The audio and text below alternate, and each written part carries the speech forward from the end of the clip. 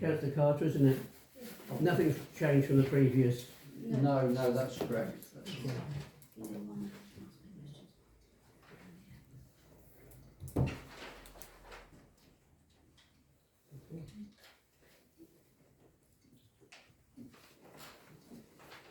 Okay.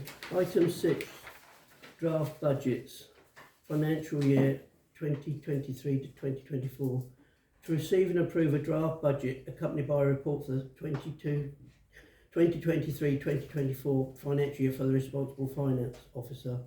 The Finance and General Purposes Committee considered the budget at their meeting on the 12th of December 2022 and recommended acceptance of a zero rise to council tax, which would remain at £135.96 per Band D property. Please be aware that since this meeting, Dover District Council has set the 2023-2024 tax base for Sandwich as £2,048.68, an increase of 21.23. This would allow an increase of precept of £2,886.43 without increasing council tax.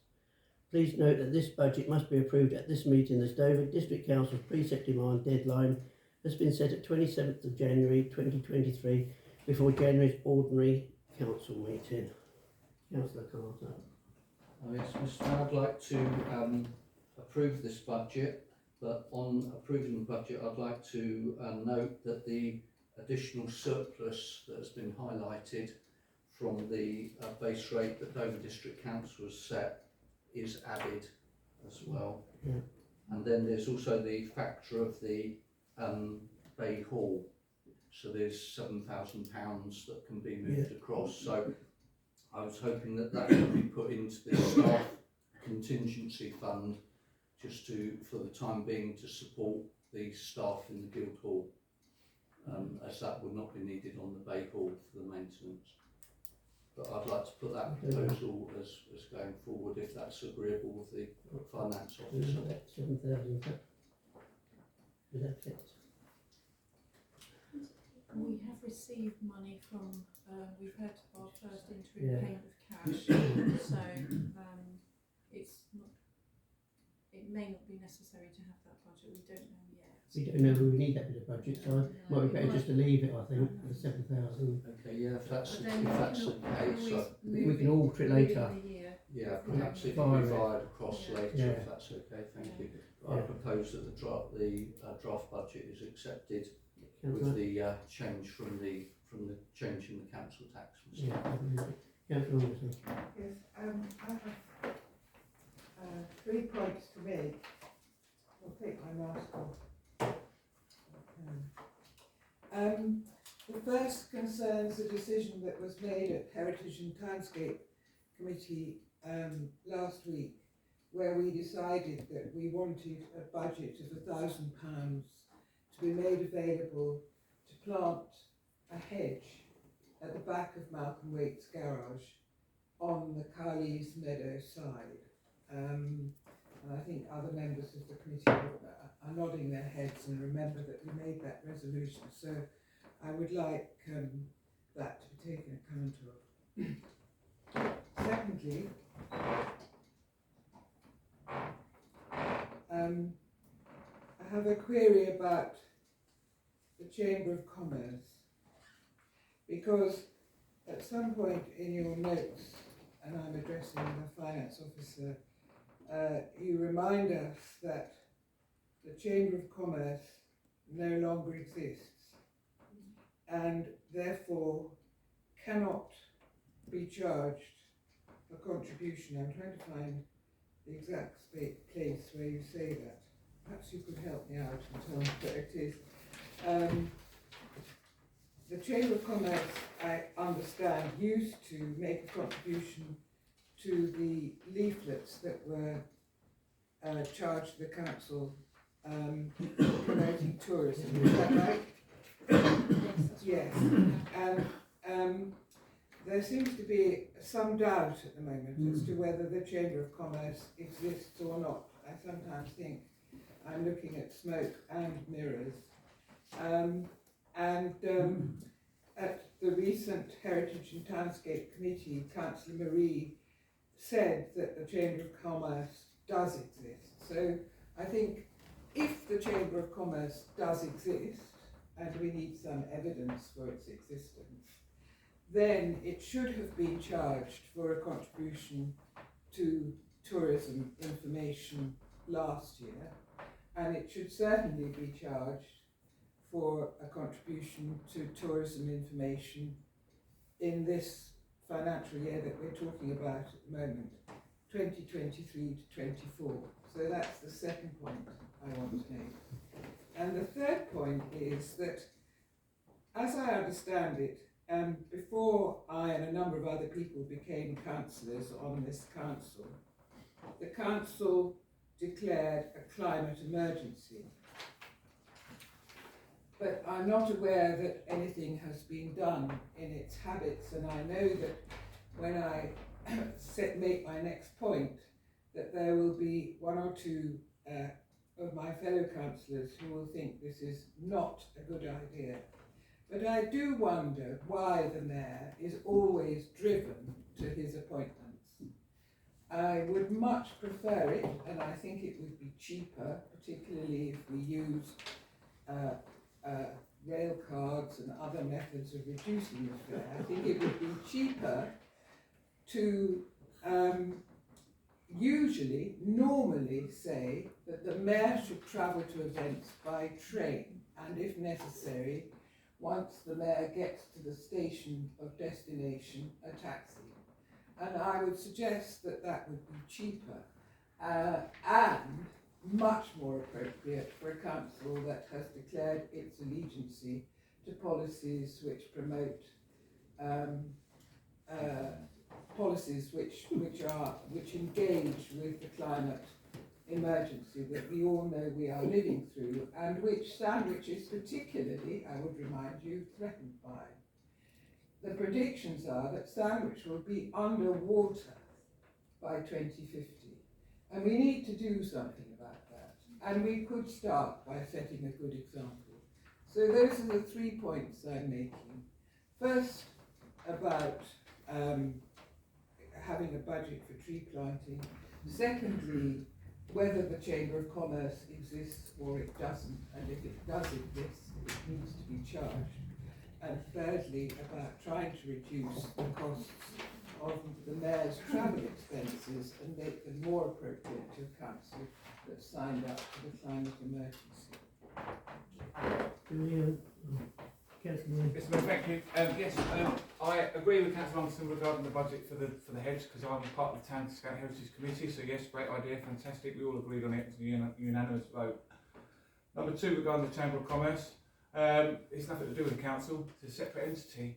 Also, the fact that if the Chamber wants to take some money off the Chamber of Commerce, maybe you can speak to the new Compass Group within Sandwich to pay towards the town guides.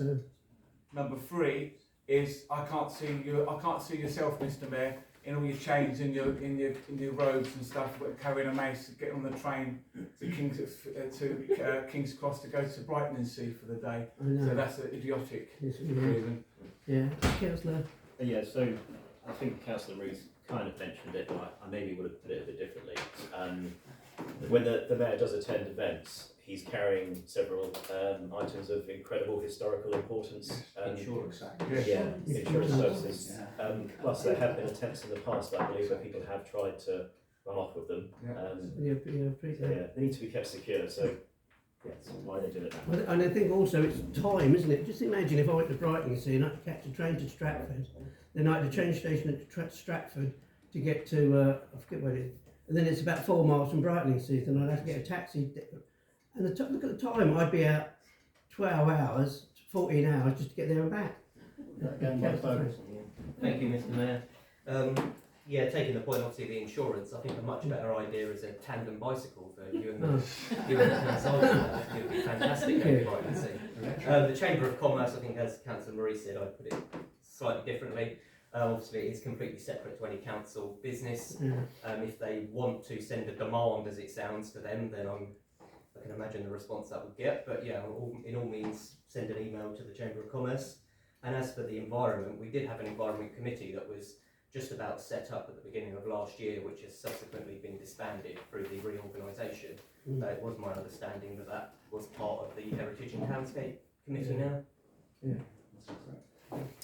Just for clarification, I really don't understand, is there a Chamber of Commerce? And if there is, who's on it? Because everybody resigned from the last Chamber of Commerce. I don't know. Okay. You'd have to ask the member of the Chamber Councillor of Commerce. Friend, who is on the Chamber of Commerce? Because that's why the Compass Group was set up. I don't think it's anything to do with us really, is it? Councillor Friend, who is on the Chamber of Commerce? A councillor, I think the Chamber of Commerce was set up by commercial businesses in the town, and I don't think it really comes under the council's remit. Okay, so we still don't know if there's a Chamber It's of up to Commerce. them whether if they No, want to is it a donate. secret society now? No. Traditionally, they have contributed when we have spent thousands of pounds printing the brochure, because we're trying to bring trade and customers to their doors. Yeah, that's what it generally is. It's not a fee, it's they do a contribution. I'm not interested in that. I should just go to every shop in the town and say, do you know who's in the Chamber of Commerce? Okay, Councillor Lars. Okay. Slightly different point. Boatman's Hill Chapel. Yeah. There's a budget there for water rates and maintenance. Has any steps been taken to let that property? Because I know it's been empty for many years. It's a dead end. I mean, it could be a studio or some kind of. There's no electric there or anything, is there? No, there's nothing It there. looks horrible at the moment though, doesn't it? We've got that graffiti and all the doors. Yeah, well, normally the town sergeant goes up and removes it. That's a good- And the other thing is the budget of £250 for telephone boxes. That's something that the Heritage and Townscape Committee, through the Tourist Information Group, might be taking forward as a project. Maybe to refashion one of these as a mini tourist leaflet office. So I wonder if that budget could be increased. Perhaps to 1,000. There's telephone boxes. Yeah, I mean, if the council is in agreement, then we could take that money, take the extra from the tax base that we would have put into miscellaneous, and take some of that and put it into the telephone boxes. Okay. Councillor Johnson. Oh yes, sorry, Mr. Mayor. Yeah, I can reply to Councillor Wiles that many years ago the chapel at Boatman's Hill was refurbished, and we did look into actually letting it out, but it's got the problems of antisocial behaviour, namely graffiti, and it's been regularly broken into, so we had zero number of interest for letting it out. We were trying to let it out as like an artist studio or what have you like that, but we didn't have anybody to let that out at all. Also, I was told that quite possibly once the budget has gone through and the year progresses, there may be options, but it has to be taken through the right channels, FGMP and full council, to via money for hedging or telephone boxes. So that could be done once the new year starts. The most important thing is voting this through. Right. I'd like to put my proposal forward for this draft budget, recommend this budget, Mr. Mayor, and vote on it as soon as possible, so I can go and have my dinner. Yes, I would just like to respond to the remarks made about going on a tandem bicycle to Brightlingsea. I did actually say that normally it should be expected that the mayor would travel by train, but that clearly, if the journey is impossible by train, or would take a very long time, much longer than driving, and very often a train is quicker than driving, then it should not be required that the mayor travel by train. But I do think that that is an issue which should be considered. The thing is, Councillor, it wouldn't be just train, would it be? It'd be a train and taxi. Yes. And you can imagine how long, instead of just going, say, to some of the places, the villages is anyway, but if you're talking about, you'd have to go, it wouldn't be just the mayor, would it? It'd have to be escorted, and it could be the mayoress. So you're talking about 3 people train fares, and you're talking about cost, and it's like the council's insurance. So it'd be a lot dearer for 3 people going to train and then taxiing and then getting a taxi back and then train back, and also it'll put hours on the day. And I don't think a lot of the mayors would go to a lot of the functions. How would you get it from Faversham? So I couldn't ask me because I'm the coach. So it's Faversham. So it's Samley to Dover. Yeah. No, it's Canterbury East, Yeah. and Canterbury East to Faversham. Yeah. So it's fast free train journey. You could just go to Or Ramsgate to Faversham, yeah. Yeah. But you still got to go from Sandys to Ramsgate, Ramsgate to Faversham. So Yeah. yeah. The other thing is, Mr. Mayor, is the regalia that you carry, the mace. They're priceless to the council. They've been in the council for hundreds of years. Yeah. If they've got stuff, insurance will have a field day. Mayors wouldn't do it, would they? Because of the time. They wouldn't just do it, councillor. Yeah, thank you, Mr. Mayor.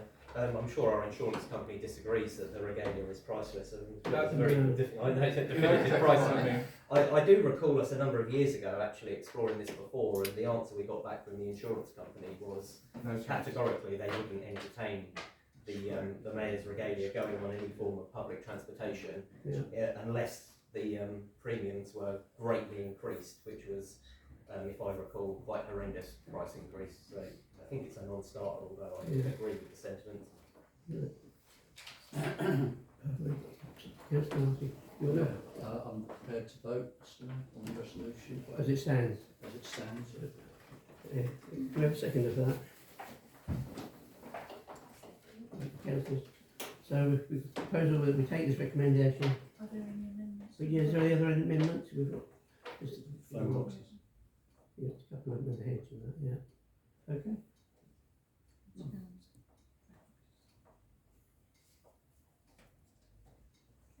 Okay, so you're all in favour of voting for this as we've got the drafts? Okay, so we've got 1, 2, 3, 4, 5, 6, 7, 8 for it. 1 abstention, we've got 1, 2, 3 against, I think 4 against. Yeah, okay, Can I have the vote recorded, please?